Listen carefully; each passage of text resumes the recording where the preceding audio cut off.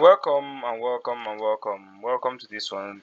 For this one, we are going to be getting into generate all permutations, array lists, result equals to list of lists.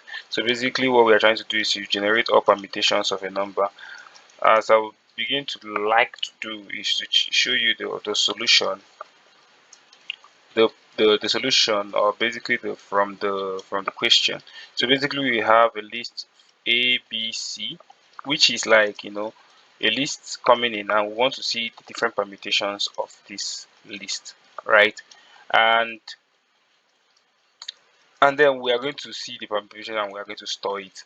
So this is the list of lists that we are going to be storing with. And then we are going to call our backtracking function that takes in index and the current list, as you can see in line 29 over here. So we call the base case. The base case, because we are trying to return a list, right, of the same length. So basically a permutation, maybe a change in variables here and there, but just the same list, but in the same length as well, but at different places, at the variables changing position. Our base case would be when the length of the array is equal to index. So because the index is going to be increasing as recursion increases, so as the recursive depth increases, and then so basically at the leaf nodes, that's at the end nodes, we want to which is defined by the length of the array. So basically when we get an array as our current array that is going to be the same length as this, or basically as we obviously stipulated here, the index increasing up until the fact that ultimately to the point where it gets to the length of the array, which is the array that's coming in into the function, then we want to return or append our current list into here, into the result. And we do dot copy obviously for reasons we've spoken about before this video. I think in the last two videos that we spoke about, the reason why we copy. So we hold another instance rather than pointing hold another instance of the current list rather than pointing the current list in our result, or the one appended to our result, to the current list we are still going to be making use of while going back and forth between the backtracking of the recursion process. Now we'll call the recursion case, where we have a for loop that runs between the range of the length of the array. That is, for this case, it will be 3. So we're going to be having 0, 1 to 3 will be the range. And then we say if array is not in current list. So we are going to be checking the current list to ensure that the array does not exist in the current list. Why are we doing that? So say we have A here, right? And we enter another recursion, right? And we come here, we want to add B, right? But we still have A as our first I here, right? So if we don't have this check where we check, oh, is A already in the listing, that means all we have here is AA, right? So for that reason, that's why we said, okay, if this thing is not already in the list, just then skip it. If it's not in the list, then add it. So that's why we have A, B, and C. So that same case. So we call backtracking again, we increase our index. That's what brings us to B. And then we run the same process again up until we get to C, where we would now say, okay, we've now gotten to C.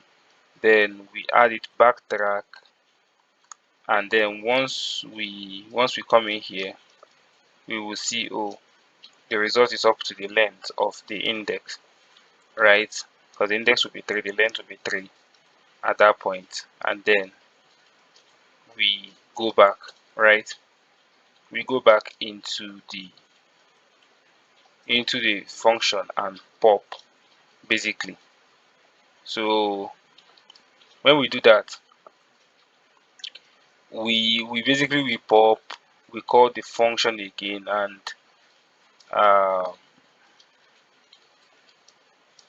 yeah, and then we pop, we call the function again, we continue the case again. So basically after the first one, we'll have A, B, C.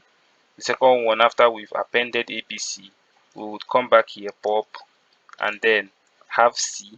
So the second recursion, the recursion at this point, the recursion at this point would be at this second. So after we pop this, it will go to each third, where we will now add C, right?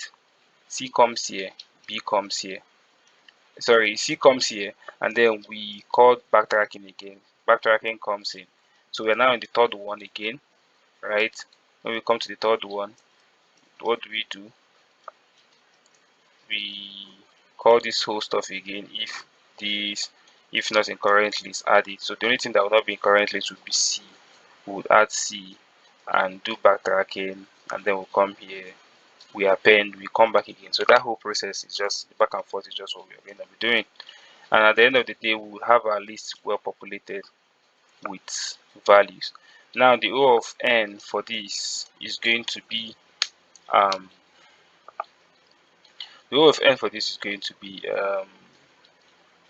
n times the permutation, n times n permutation, because obviously our leave nodes are, that's this guy over here, is doing a copy, right?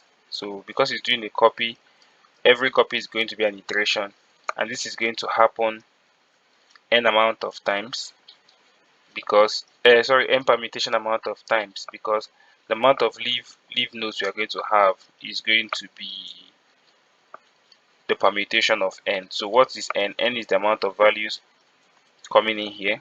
That's the amount of values we have as a result. Just so for this one, it's going to be 3.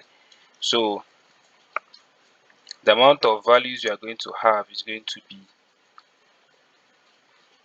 6 for this guy. So when we run our function and pass it, so we will see here that we have 1, 2, 3, 4, 5, 6, right? So sorry, when we do, let's say we come here and add D, right? Save this. We'll see we have 24. So we see the permutation increases by this thing. So it increases by permutation. So this will be O of n times the permutation of the value, because every one is going to have n, and then times the permutation of n, which is 24, n permutation. So that will be the time complexity, and also that will also be the space complexity as well for this implementation. So there is an optimization to it, but we'll get that tomorrow. See you on the next one. Ciao.